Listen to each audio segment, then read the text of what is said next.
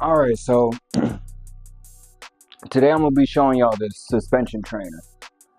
This is just what I have created because this is what I have available, which means you could do the same thing using a door. If you don't have one of these, using a door is pretty easy.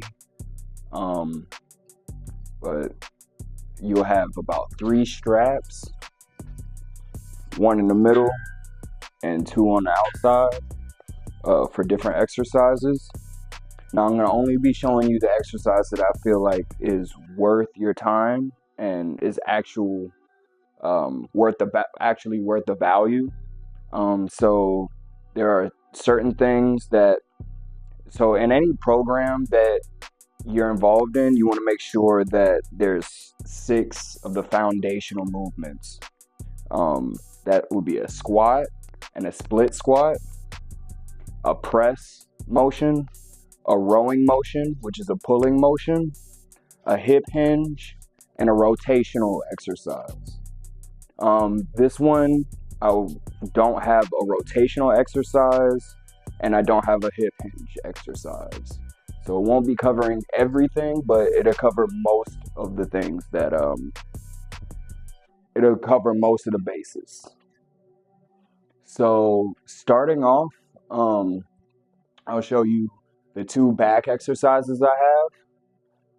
So one is a lat pull. So you want to come down to the angle that's good for you. For me, I can come all the way down here. And you want to squeeze your shoulder blades together. You can imagine trying to hold a pencil in between your shoulder blades right here. So elbows out, squeezing, slow controlled movement.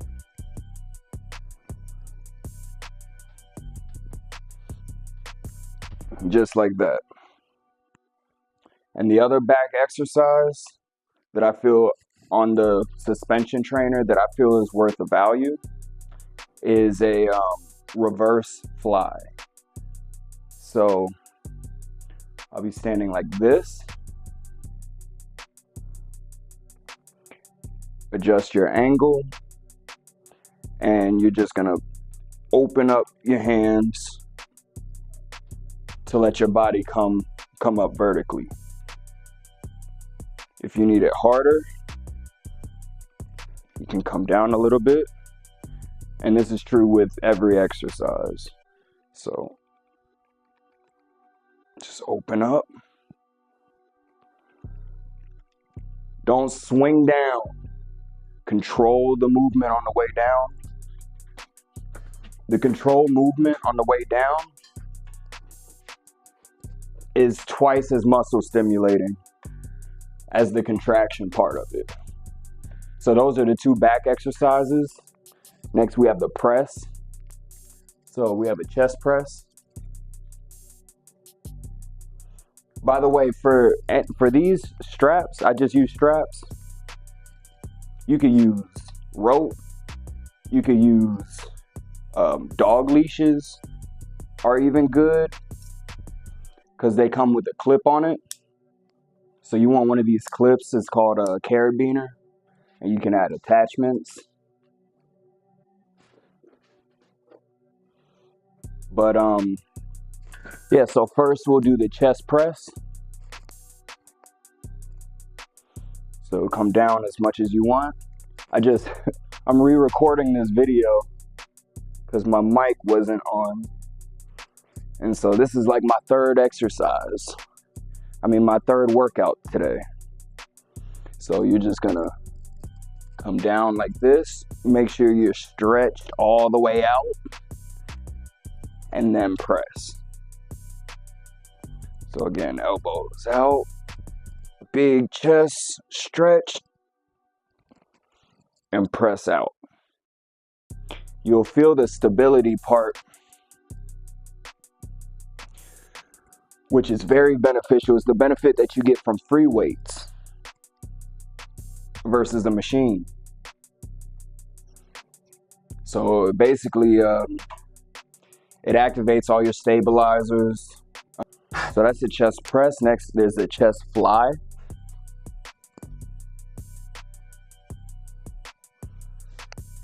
So the angle won't be as steep as the chest press, but you're gonna have your arms out and you're just gonna open up, slight bend to your arm. You're just gonna open up as much as you can, and you're gonna squeeze in.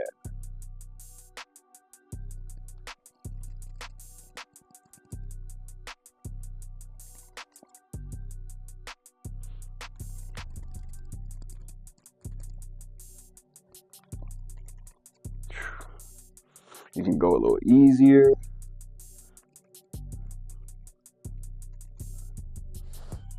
That's a chest fly. So those are the 2 chest exercises and the 2 back exercises. Next, we'll cover the legs. So first of which is a regular squat. So I'll be right here. And this is if a body squat, a regular body squat like this, may be too difficult. You can work your way up, or just for the comfort of it, might feel more comfortable even if you're already standing pretty straight up, you know. So you'll have your feet about shoulder width apart. Keep your feet flat on the floor the whole time. If you need something more challenging, or if you want to focus more on the quads, you could do a pistol squat. So that's where you'll have one foot facing forward, and you'll do a squat like that. We just alternate. Same thing. Let's see, next we have the calves. You can do, regular calf raises like this, but the problem is the range of motion. So like on the stairs where your heel can actually go all the way down, or like I used to do waiting on the bus for school at the stop sign is on the curb. I would use the curb and cross one leg, and I do calf raises there. Well, you could do the same thing here without needing a stair or something to hold on to. You want to face forward, and then you want to go to where you could feel your calf. You could feel your calf stretching. And you could do them 1 foot or 2 feet at a time. 1 foot is harder, but you get the full range of motion of a regular calf raise. All right, so next we have a reverse lunge.